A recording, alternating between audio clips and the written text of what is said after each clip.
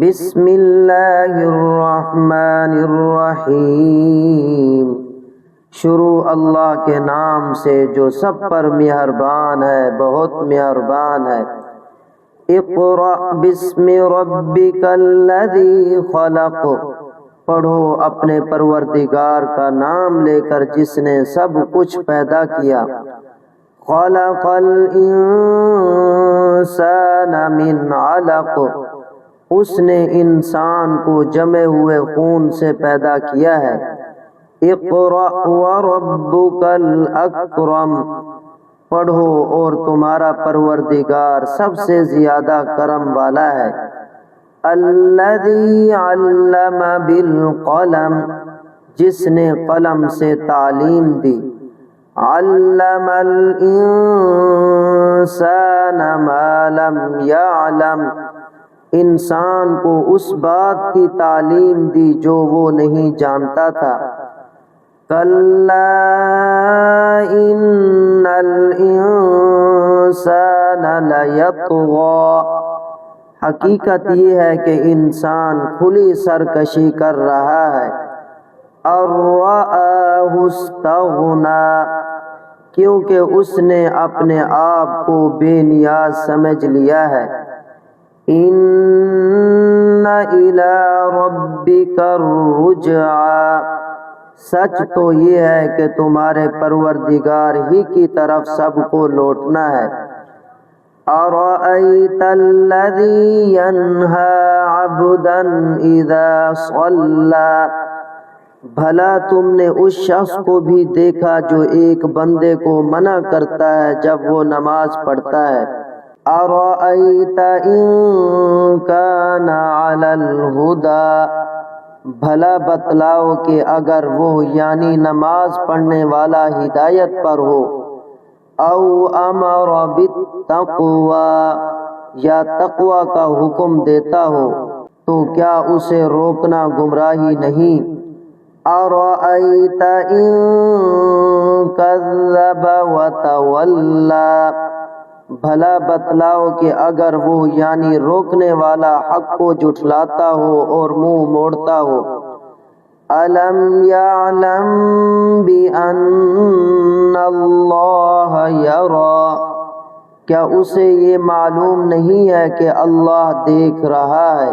کلا لئن لم ینتہ لنسفعا بالناصیہ، خبردار اگر وہ باز نہ آیا تو ہم اسے پیشانی کے بال پکڑ کر گھسیٹیں گے۔ ناصیۃ کاذبۃ خاطئہ، اس پیشانی کے بال جو جھوٹی ہے، گناہ گار ہے۔ فلیدع نادیہ، اب وہ بلا لے اپنی مجلس والوں کو۔ سندع الزبانیہ، ہم دوزخ کے فرشتوں کو بلا لیں گے۔ کلا لا تطعہ واسجد واقترب، ہرگز نہیں اس کی بات نہ مانو اور سجدہ کرو اور قریب آ جاؤ۔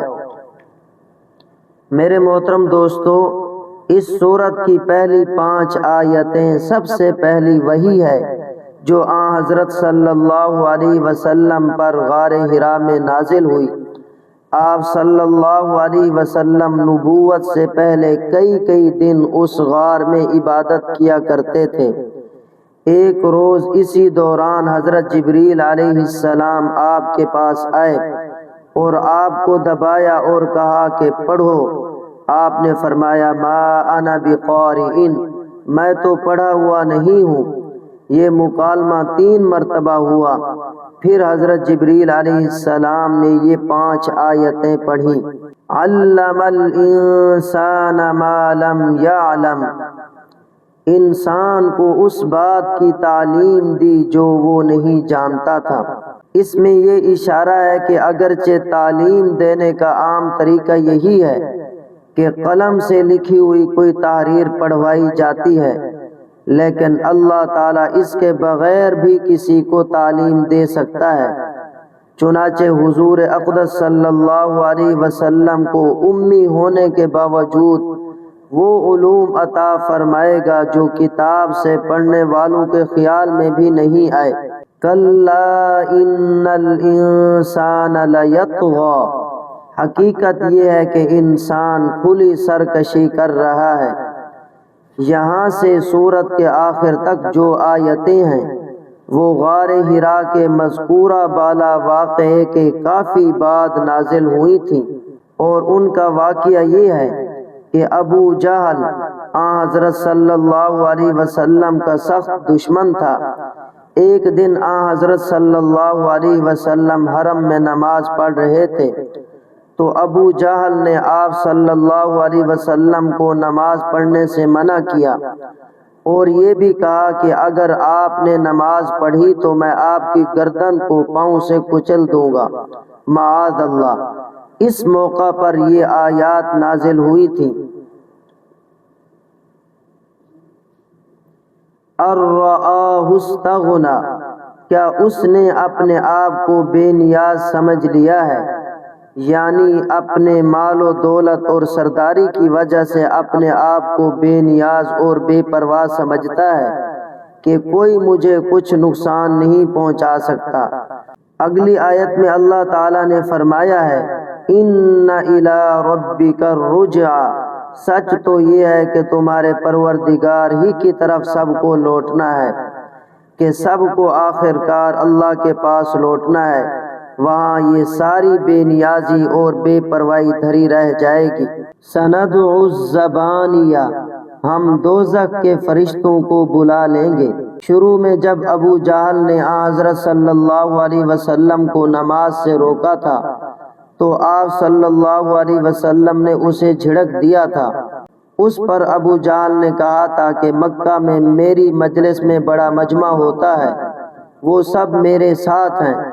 اس کے جواب میں فرمایا گیا ہے کہ اگر وہ حضرت صلی اللہ علیہ وسلم کو تکلیف پہنچانے کے لیے اپنی مجلس والوں کو بلائے گا تو ہم دوزخ کے فرشتوں کو بلا لیں گے۔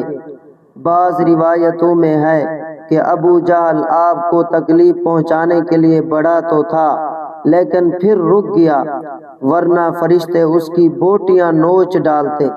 وَاسْجُدْ وَاقْتَرِب، اور سجدہ کرو اور قریب آ جاؤ۔ یہ بڑا پیار بھرا فقرہ ہے، اور اس سے معلوم ہوتا ہے کہ انسان کو سجدے کی حالت میں اللہ تعالیٰ کا خاص قرب عطا ہوتا ہے۔ یہ آیت سجدے کی آیت ہے، اور اس کی تلاوت کرنے اور سننے والے پر سجدہ تلاوت واجب ہو جاتا ہے۔ البتہ آیت کو پڑھے بغیر صرف دیکھنے سے سجدہ واجب نہیں ہوتا، اور صرف ترجمہ زبان سے پڑھنے میں بھی احتیاطاً سجدہ کر لینا ضروری ہے۔